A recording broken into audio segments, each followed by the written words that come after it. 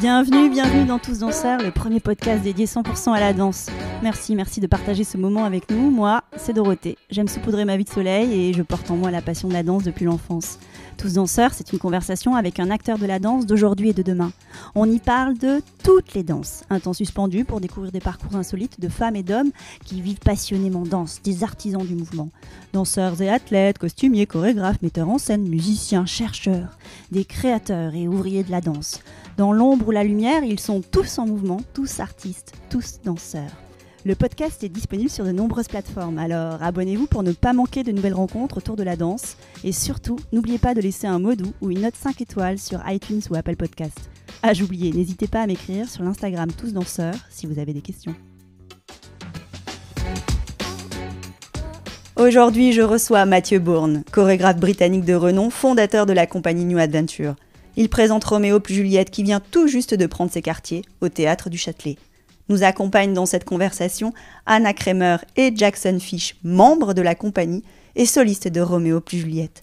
3 voix qui racontent les spécificités de la compagnie et ce que cela implique d'être artiste aujourd'hui. On les écoute avec joie. Cette conversation a été enregistrée le 12 mars. C'est le premier épisode en anglais de Tous Danseurs. Dans vos oreilles, la traduction réalisée avec Béatrice Simonson. Béatrice, merci infiniment pour ton aide et pour ce moment ensemble. Hello Mathieu. Bonjour Mathieu. Hello. Bonjour. Merci d'être là. Je suis ravie d'avoir cette conversation avec toi. Merci, c'est génial d'être là. Oui, dans le foyer du Châtelet. C'est un endroit incroyable, chargé d'histoire de la danse. En tant que compagnie de danse, c'est très émouvant d'être là. Tu ressens les vibrations du lieu ? Je ressens le poids de l'histoire. Le poids. Mais oui, c'est vrai, puisque c'est un lieu important. Et on a l'impression qu'il faut être à la hauteur. C'est ce que moi, je ressens en tout cas. C'est une salle incontournable dans l'histoire de la danse. Et donc, on a envie... ça fait plaisir d'en faire partie, mais on ressent le poids de tout cela aussi. Le poids de l'héritage ? Oui, le poids de l'héritage, oui. Ok, donc et toi, te voici avec Roméo plus Juliette. La première était samedi ? Oui, la première c'était samedi. On a fait 2 représentations pour l'instant. Et alors, quel est l'accueil en France ? Très bien, ça change. On vient de Los Angeles où on a fait 4 à 5 semaines de représentation. Nous devons nous habituer à des publics différents, à des besoins différents. En France, on nous a dit tout de suite après le spectacle que l'on n'avait pas assez salué à la fin. Et bien sûr, on venait de Los Angeles où dès que tu quittes la scène, il n'y a pas de rappel. Ils s'en vont pour reprendre leur voiture. Ils ont envie de retourner en parking le plus vite possible. Alors qu'ici, le public aime partager ses sentiments et cela implique de faire des rappels, de partir et de revenir et puis de repartir et de revenir à nouveau pour saluer. Donc on a appris à faire ça pour le 2e spectacle.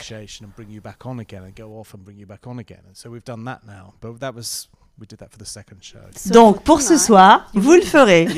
Oui, c'est passionnant parce que le public est simplement très différent partout. Ici, il y a eu une belle ambiance très concentrée pendant le spectacle.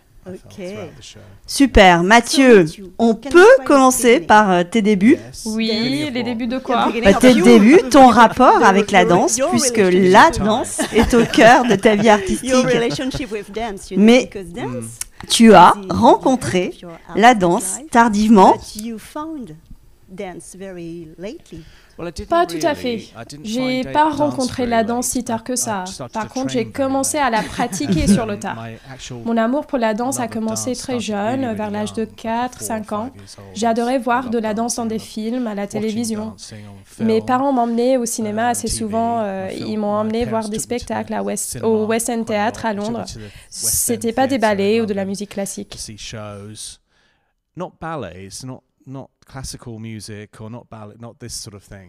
Plutôt des comédies musicales. Voilà, beaucoup de comédies musicales que j'aimais et j'aime encore. Donc j'ai d'abord été danseur autodidacte pendant quelques temps. Je copiais ce que je voyais à l'écran. Et je montais des petits spectacles et j'essayais de les reproduire de mémoire. Et j'ai toujours fait ça. Donc je monte des spectacles depuis toujours. Et je danse un peu depuis toujours. Je chantais aussi au début, avant que je mue. Ensuite, c'est devenu une catastrophe. Ma voix n'a plus jamais été la même. Mais non, on va dire que j'ai toujours aimé ça. Mais j'ai pas pratiqué la danse avant mes 22 ans, ce qui est très tard pour la danse, comme tu le sais, pour un danseur. J'ai toujours été du côté de la chorégraphie et de la production. Je pense que même dès le début de ma formation, même si c'était pas du tout prévu, c'était toujours ce que j'avais envie de faire. Ça me passionnait. Tu sais pourquoi c'est si important pour toi la danse? Je pense que j'ai trouvé une manière de m'exprimer sans les mots. Pendant mon adolescence, je suis passée par une période où j'aimais pas trop parler. J'aimais pas faire entendre ma voix, j'étais très timide. Le mouvement est ainsi devenu plus important pour moi à cette époque-là. C'était un moyen de m'exprimer sans parler. J'aime également le fait que ce soit universel, qu'on puisse aller n'importe où sans avoir de soucis de traduction. On est tous pareils en quelque sorte. Bien sûr, on est très différents culturellement, mais on partage tellement de choses. Donc c'est quelque chose qu'on peut partager avec le monde entier, comme on le fait en ce moment, et c'est génial.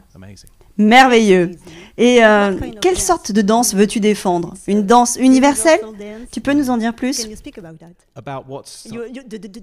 Le type de danse que tu aimes? La danse que j'aime est narrative. Je raconte toujours des histoires. J'aime la danse qui raconte une histoire et qui est universelle aussi. Faire entendre une belle histoire. Cela implique pour moi de ne pas avoir de scénario dans le programme, de ne pas avoir à lire quelque chose avant de voir le spectacle, qui est des surprises, comme dans un bon film ou une pièce de théâtre, qu'on ne sache pas trop ce qui va se passer. Et c'est ce qu'on essaie de faire avec la compagnie, de raconter des histoires avec quelques surprises. Tu les vis en les regardant. Et c'est ça le côté universel. Il y a quand même des différences culturelles dans la façon dont les gens reçoivent ces informations, mais ça fonctionne, j'espère, partout où l'on va. Et c'est nécessaire de garder une âme d'enfant quand on veut raconter ce genre d'histoire? Une âme d'enfant? Oui. Je sais pas, ce que tu dis ressemble à un conte de fées. L'âme d'un enfant, pour moi, je pense qu'un plaisir enfantin est important dans tout ce que l'on fait. Il faut pas le laisser partir. Je suis toujours fan de tout en réalité. J'aime toujours les mêmes choses en grandissant. Je suis même fan de ma propre compagnie. Je suis leur fan. Je perds pas ce plaisir que j'ai depuis toujours. Et je pense que si tu perds ça, tu perds les dispositions nécessaires pour maintenir le plaisir. Oui.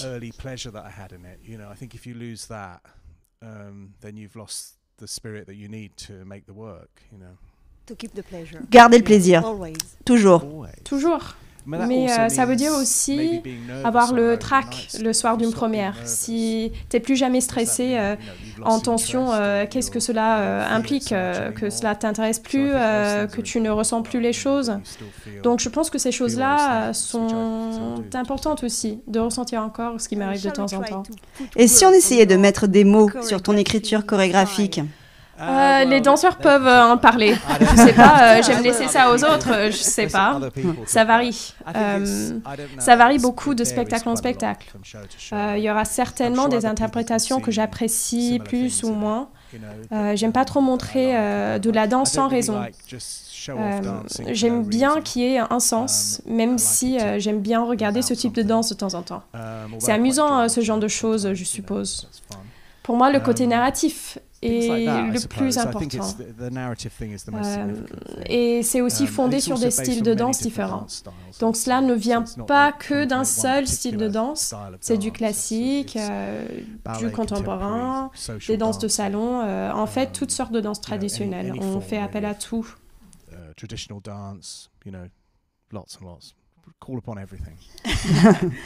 Alors, parlons de Roméo plus Juliette. Tu as encore une fois choisi un grand ballet classique sur la musique de Sergueï Prokofiev et l'histoire d'un célèbre amour interdit en toile de fond. Quelle relecture de cette histoire voulais-tu partager? Déjà, On est dans l'univers non-verbal du théâtre dansé. On ne se sert pas de Shakespeare en ce qui concerne les textes. Donc on peut dire qu'il n'y a plus Shakespeare, car on n'en parle pas. Mais il y a du Shakespeare dans l'histoire, et on se sert de cela. Il y a l'esprit de Shakespeare. Oui, l'esprit. Oui, bien sûr. L'esprit et la musique aussi. Comme je dis, la musique de Prokofiev devient le texte. Ça devient pour moi plus important que Shakespeare parce qu'elle te raconte plein de choses. La musique te fait ressentir des choses. Le problème qu'on a en écoutant du Prokofiev, c'est que ça fait remonter plein d'images de tous les ballets classiques qu'on a vus sur ces musiques. J'essaie de me débarrasser de ça. Et j'essaie de l'effacer et d'écouter ce qu'il y a dans la musique. Et on a plusieurs morceaux de musique dans le spectacle qui donnent à voir des choses très différentes de ce que les gens pourraient penser s'ils connaissent bien le ballet. Donc, il s'agit de composer avec ça, plus qu'avec Shakespeare, en quelque sorte. Et comme il me semblait qu'on avait trop fait Roméo et Juliette dans différents supports, films, pièces de théâtre, ce ballet m'a poussé à oser un peu plus. Avec cette production, on avait l'impression qu'il fallait être différent, originaux, réveiller cette pièce. Donc, j'ai été beaucoup moins respectueux que d'habitude, en modifiant l'histoire et en trouvant de nouveaux angles. Mais ça se termine à peu près comme les gens pourraient s'y attendre.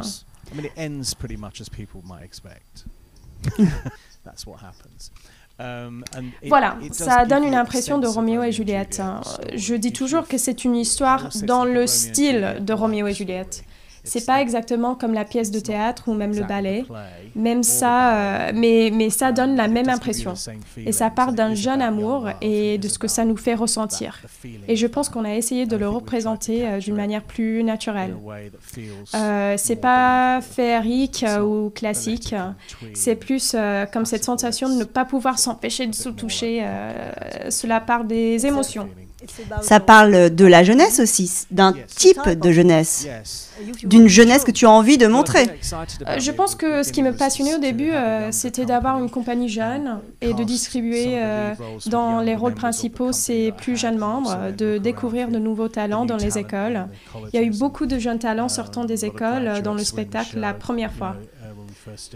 L'idée était de représenter la jeunesse, ce qui est important pour aujourd'hui. Et comme le spectacle se déroule aujourd'hui, et également un peu dans le futur, ça nous permet de montrer des jeunesses différentes, comme les détenus de cet institut dans lequel les jeunes sont enfermés. On n'est pas trop sûr de pourquoi ils y sont. Je n'explique pas pourquoi ils y sont. Je laisse au public décider ce qui s'y passe.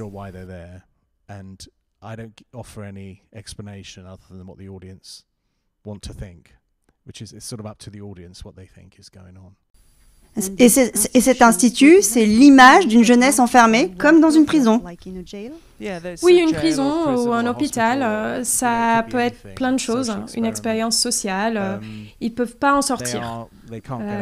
On a quand même l'impression qu'ils ont été déposés par leurs parents pour qui ils étaient honteux ou bien qu'ils y sont pour se faire normaliser en quelque sorte, pour devenir tous pareils. Et bien sûr, ils ne le sont pas. Ils sont tous très différents et ils n'ont pas envie d'être tous pareils. Qui voudrait ça? Mais c'est ça l'idée derrière.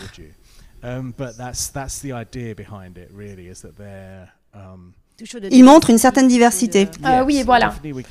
On peut montrer ça dans cette pièce d'une certaine manière parce que ça se déroule aujourd'hui avec des personnages d'aujourd'hui. Beaucoup des interprètes ne sont pas des comédiens de formation. Ce sont des danseurs de formation qui ont pour objectif de devenir des meilleurs comédiens. Tu fais appel à ce que tu as en toi, tu donnes à voir qui tu es, en quelque sorte, pour construire ton personnage. Et ça aide beaucoup. Si c'est pas son métier principal, ça aide énormément de se servir de ses propres expériences.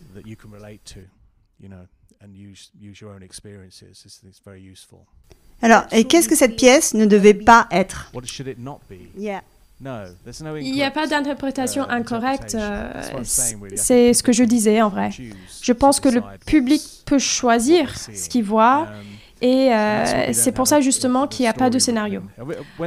Quand ils ont fait le programme il y a quelques semaines, ils avaient mis un scénario et c'était pas moi qui l'avais fait.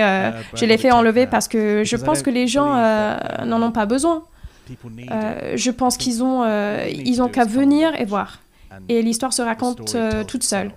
On n'a pas vraiment besoin de savoir quoi que ce soit avant de la regarder. C'est ainsi. C'est ainsi. Et alors, es-tu content du résultat? Oui, c'est pour ça qu'on la joue à nouveau. Alors, ils sont en train de croiser les doigts, les danseurs. C'est pour ça qu'on le refait. Ça a débuté comme un projet qui était très axé sur le développement des jeunes talents et des jeunes danseurs. J'avais presque oublié qu'on faisait un nouveau spectacle. Et puis le spectacle a décollé et a eu beaucoup de succès. On a compris que ça fonctionnait en tant que spectacle et que ça émouvait les gens. Je pense que si tu t'attaques à Roméo et Juliette et que le public ne ressent rien, tu devrais pas le faire. Et toi, qu'as-tu appris alors dans cette nouvelle aventure artistique? Qu'est-ce que j'ai appris? Oui. À ce stade... oui, à ce stade. J'ai pratiquement fait tout ce que j'avais envie de faire. C'est assez difficile de trouver de nouvelles choses. Je me suis sentie donc très fière d'avoir fait cette pièce parce qu'elle aborde des thématiques qui sont sérieuses et compliquées. Et je me suis dit, ça fait vraiment du bien à ce stade de ma vie de créer une pièce comme ça, qui n'est pas qu'un conte de fées ou une belle histoire. Il a quelque chose à raconter et on a dû réfléchir à la manière dont on abordait ces thématiques. Donc je suis très fière de cette pièce. Tu en es très fière.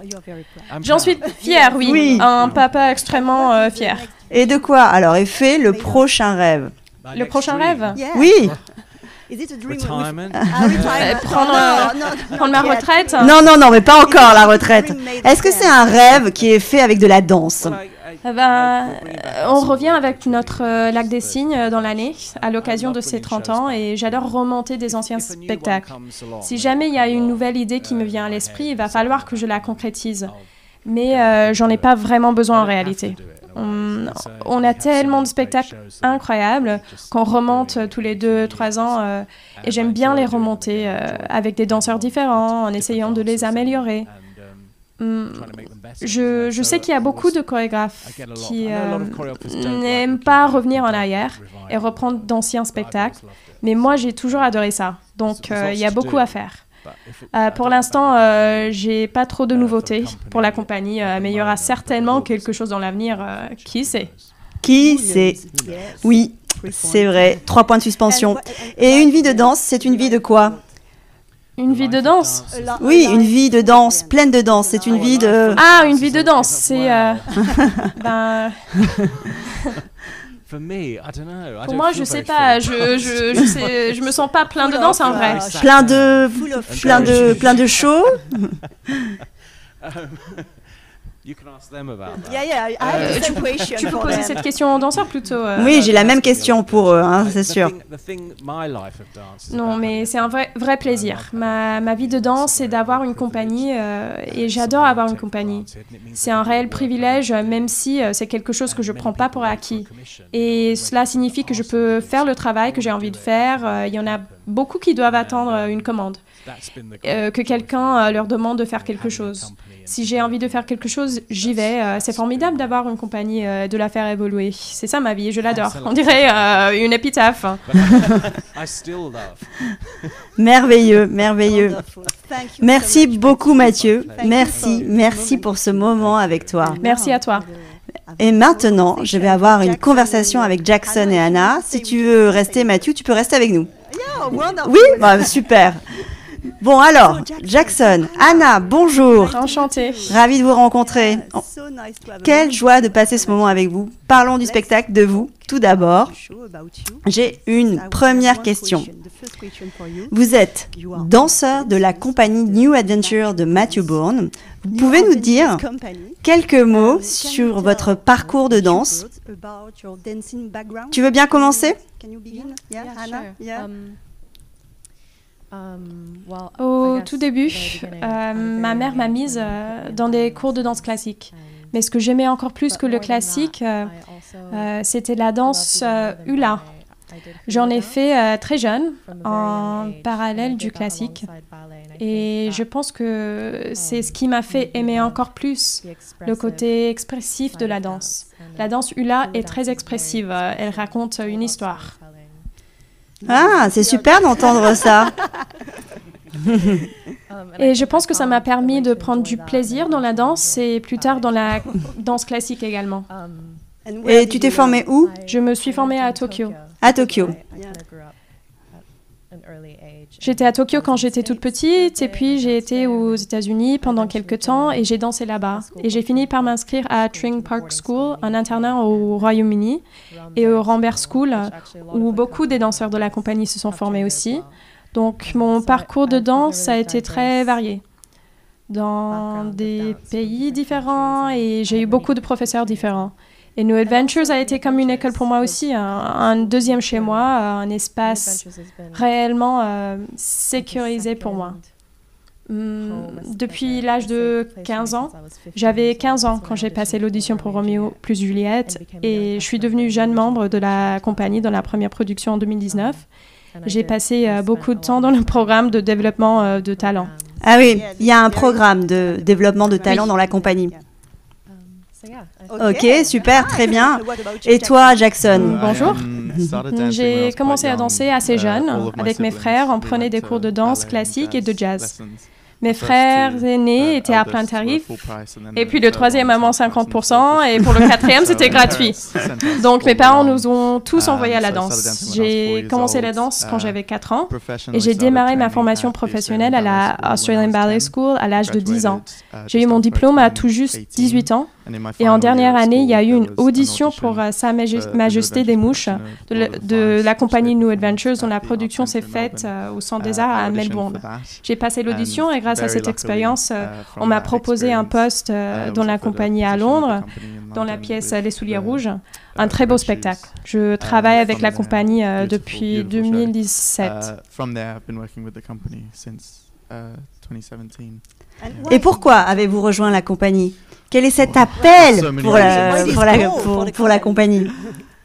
Cette compagnie est extraordinaire. Je me suis formée en danse classique et j'ai toujours aimé raconter des histoires et surtout la musique des ballets classiques.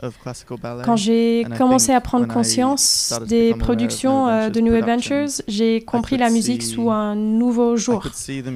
Comme Matthew l'évoquait, il prend la musique que l'on connaît, que l'on apprécie, et il aime trouver un nouveau sens à la musique, à l'histoire, un sens plus profond à la musique. Il imagine ce que l'on veut vraiment transmettre avec ses productions et ses partitions, et raconter des histoires différemment et d'une manière pertinente. C'était surtout ça mon appel pour New Adventures. Et toi, Anna? J'ai jamais pris autant de plaisir qu'ici. Je pense que cette compagnie a une ambiance tellement positive. C'est lié aux gens et au travail que l'on fait aussi. Et j'ai toujours trouvé ça très naturel de m'amuser autant et d'être aussi joyeuse. Et oui, cela vient également de la danse que l'on développe et de la nécessité de s'adapter, d'être polyvalent. Y compris dans les différentes parties du spectacle. Dans cette pièce, par exemple, j'ai fait La Belle au bois dormant au préalable, ce qui était très différent. Je profite du défi d'incarner divers personnages sur scène et oui, j'adore tout simplement. Et qu'est-ce que vous avez trouvé dans cette compagnie que vous n'avez pas trouvé ailleurs? On trouve des choses différentes, des manières différentes de travailler. Dans le classique et dans beaucoup de pièces contemporaines, on raconte des histoires, mais différemment. On trouve notre façon de faire très originale. Toute forme d'expression peut t'attirer d'une façon que tu peux pas toujours expliquer. Et il y en a qui aiment la danse classique. Et moi, certainement, j'adore les ballets classiques. Et j'aime la façon dont on les raconte et dont ils sont interprétés. Mais personnellement, dans mon travail et selon mes expériences, il y a quelque chose lié à l'authenticité dans une production de New Adventures qui te permet d'être réellement humain sur scène. Tu as un nom, une histoire. Tous les personnages dans ce spectacle viennent de quelque part. Tu connais peut-être pas leur nom en regardant le spectacle, mais tu peux voir à travers leur interprétation, leurs histoires. Sur scène, on sait tous pourquoi on est arrivé dans cet institut. Et je pense que malgré le fait que ce ne soit pas écrit et précisé au public de manière explicite, les faits et l'impact sont très clairs. Je trouve ça très beau. Et t'as quel âge, Jackson? J'ai quel âge? 26. Et toi, Anna? 21. 21 et 26. Alors, est-ce que vous pouvez nous parler de vos rôles dans Roméo plus Juliette? Vous avez plusieurs rôles. Oui. Alors, 3 chacun, non? 3 ou 4? Oui. Ah, toi, t'en as 4, oui. Y compris mes remplacements. Incroyable. Tu peux commencer? Je joue 3 rôles du corps de ballet, y compris mes remplacements, Faith, Lavinia, Morgan, et je joue le rôle de Juliette aussi. Super. Je rentre dans les détails. Oui, bien sûr. Tu peux nous en dire un peu plus sur ton rôle principal. Comment as-tu abordé ce rôle? J'ai été remplaçante pour le rôle de Juliette pour la tournée au Royaume-Uni. Et plus récemment, au début de cette tournée internationale, j'ai eu l'opportunité d'avoir le rôle. Donc, c'est assez nouveau pour moi et j'adore. Je pense que le personnage pour lequel j'ai le plus orienté la création, c'était mon rôle de Faith. Lavinia était déjà un rôle existant. Une autre danseuse de la compagnie l'avait créé. Donc j'ai eu vraiment plaisir à reprendre son rôle. Mais Faith était un personnage de la jeune distribution. Et j'ai eu l'occasion de la façonner pour qu'elle devienne le personnage que nous avions vraiment envie de construire. Oui, construire un personnage. Oui, en répétition avec les 2 autres danseuses qui, à l'époque, ont créé le rôle avec moi. Oui, c'était vraiment amusant. Hein. On a en quelque sorte encore plus de liberté en tant que membre du corps de ballet parce que tout le monde participe à l'histoire. Mais on a aussi la liberté d'explorer ou de changer légèrement les choses pour vraiment s'amuser et interagir avec les autres personnages. Comme un freestyle? Pas un freestyle, il y a quand même des limites. Hein. Ce qui est génial, hein. Ce que j'adore aussi. Et quelles étaient les indications de Matthew et de l'équipe chorégraphique? Quels échanges avez-vous eu, par exemple, pour construire les personnages? Oui, en répétition, on a eu l'espace et le temps nécessaire pour créer nos personnages avec les autres danseurs qui partagent nos rôles. De manière générale, on a eu la possibilité de façonner les personnages. On a reçu des indications aussi. Il y a certaines parties du spectacle où on a créé des solos, comme par exemple les solos thérapie, dans une partie appelée traumatisme. On a orienté la chorégraphie dans le processus de création. Ce sont les moments où on a pu vraiment s'amuser.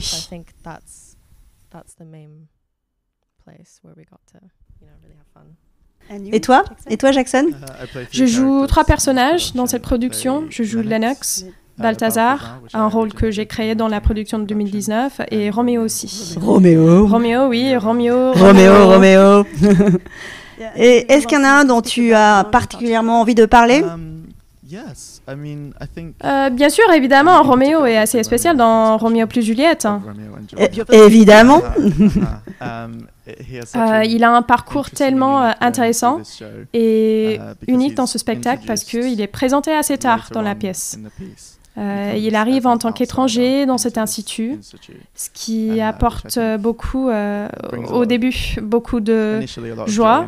Ce petit personnage maladroit et dégingandé est assez amusant à jouer. Mais après, évidemment, ça devient... il est plongé dans une situation très romantique et il ne sait pas trop quoi en faire, ce que je trouve très touchant. Et puis, évidemment, il y a beaucoup de traumatismes et beaucoup de souffrances qui arrivent aussi. Son parcours au cours de la pièce est donc très varié, ce qui, à mon avis, est incroyablement spécial, tout simplement. J'avais tellement envie de revisiter ce rôle. Au début, comme Anna, je jouais le rôle en tant que remplaçant pendant la tournée au Royaume-Uni. Et puis maintenant qu'on est à l'étranger, on a l'occasion de jouer plus souvent. Et du début à la fin, on danse dans des styles différents, on vit des montagnes russes d'émotions et c'est un rôle tellement magnifique. Et c'est pour ça que ça fait plaisir de le jouer. Et c'est ce que le public voit vraiment à travers toutes ces difficultés, la joie du rôle et du spectacle. Chaque instant, en tant qu'interprète, est incroyablement spécial. Et je pense que ça touche le public énormément. Et quels sont les plus grands défis chaque soir quand vous êtes sur scène? On a combien de temps là? Non, je pense. Non, les principaux. Je pense qu'il y a réellement des parties du show qui sont assez difficiles physiquement. Le pas de deux du balcon. On parle beaucoup du balcon, mais d'une certaine manière, c'est physiquement la partie la plus difficile du spectacle. Tout le monde dit que c'est également notre partie préférée de la pièce. Parce que vous rentrez sur scène et tout d'un coup, il n'y a plus que Roméo et Juliette. Et c'est la première fois qu'on a ce long temps à deux entre Roméo et Juliette, un moment où on peut tout simplement se regarder avant de commencer à danser. On peut se saluer, se dire qu'on sera tout seul pendant les prochaines 8 minutes. On peut se permettre juste de tomber amoureux et de ressentir cette joie très enfantine, ce qui permet d'être encore plus focalisé sur le duo. Une fois le pas de deux terminé hors scène, on réalise à quel point ça a été dur. Mais sur le moment, c'est 8 minutes euphoriques et fantastiques de joie pure. Oui, je suis complètement d'accord. Je pense que oui, c'est un défi, mais c'est aussi incroyablement gratifiant. C'est ce qui le rend gratifiant d'une certaine manière. Oui, je pense qu'il faut que Roméo et Juliette suscitent des émotions très intenses et profondes.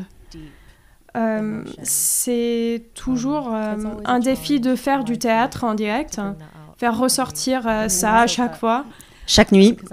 Comme je suis nouvelle dans ce domaine, c'est très frais. Et il s'agit de rester cohérent, mais aussi de trouver de nouvelles choses et d'apprendre des autres Juliettes qui ont déjà joué le rôle. Mais oui, c'est un rôle de rêve pour une jeune danseuse. J'ai admiré énormément Didi, qui était à l'origine du rôle de Juliette. Alors oui, cela fait tellement plaisir. Et ce spectacle parle aussi de la jeunesse. On en a discuté avec Mathieu. Et pour vous, qu'est-ce que ça révèle de la jeunesse? De la jeunesse? Oui. Oui, je pense que le pouvoir, la force, face à l'adversité et l'oppression, c'est ça justement. Ce que cette histoire raconte, qu'on pourrait être qui on veut. On devient ceux pour qui nous sommes nés. Peu importe ce qu'on nous dit, comment on devrait se comporter dans le monde. Évidemment, on est très poli, sympathique quand même. Mais il y a beaucoup d'oppression dans le monde, surtout en ce moment. Et je pense que c'est ce que cette histoire raconte de la jeunesse, c'est qu'on va se battre et que c'est un combat qui en vaut la peine. C'est notre vie, c'est la vie de ces personnages et ils se battent tout simplement pour être eux-mêmes. Super. Tu veux ajouter quelque chose, Mathieu, quand tu les écoutes? J'avais pensé à quelque chose, mais cela m'est sorti de la tête. C'était quoi la question? Je disais que le spectacle parle de la jeunesse. Tu en parlais tout à l'heure.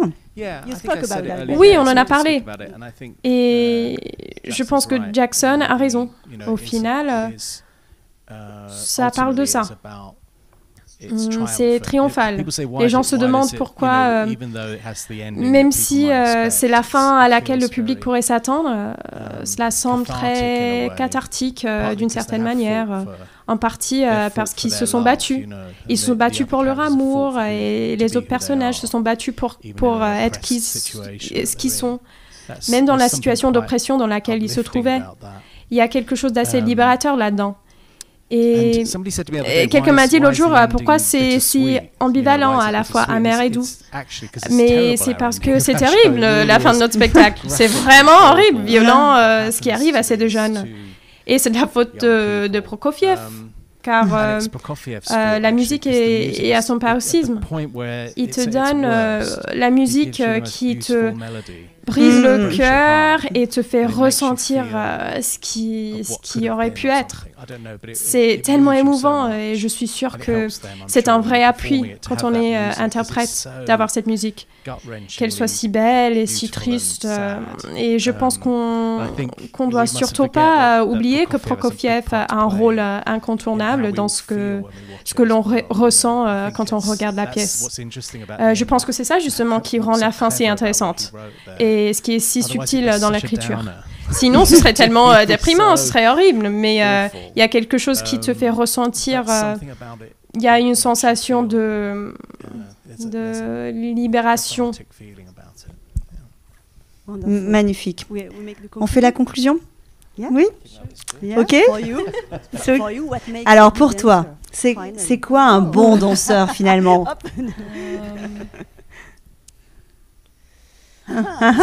Une si belle question. Vous avez toute la vie pour ça. C'est quoi un bon danseur? Je pense que c'est quelqu'un de très humain, ce qui semble très ésotérique, mais surtout dans le monde d'aujourd'hui, arriver à transmettre quelque chose à travers l'art avec l'expérience humaine et la possibilité de s'exprimer sur scène de manière directe, mais aussi très sincèrement. C'est pas seulement une question de danse. Il s'agit de ce que l'on ressent et de la façon dont on raconte une histoire. Et comment on s'exprime pour toucher le public. Je pense que c'est ça un bon danseur. Oui, j'allais dire que la technique n'est pas une fin en soi. Je pense qu'un bon danseur, c'est quelqu'un qui peut se servir des compétences acquises au cours de sa formation pour dépasser ses limites, les transcender et redevenir en quelque sorte humain. C'est comme une boucle. Tu reviens là où tu étais. Je pense que c'est ça un bon danseur, surtout dans cette compagnie. Et il faut l'aimer aussi. Merci beaucoup, merci Anna, merci Jackson, merci Matthew pour ce moment. Et on se voit au Châtelet. Merci, bye bye. Voilà, clap de fin, à très vite pour refaire danser les mots ensemble le temps de conversation. Merci d'avoir passé ce moment avec nous et n'oubliez pas, nous sommes tous danseurs. Le podcast est disponible sur de nombreuses plateformes, alors abonnez-vous pour ne pas manquer de nouvelles rencontres autour de la danse. Et surtout, n'oubliez pas de laisser un mot doux ou une note 5 étoiles sur iTunes ou Apple Podcasts. Ah, j'oubliais, n'hésitez pas à m'écrire sur l'Instagram Tous Danseurs si vous avez des questions.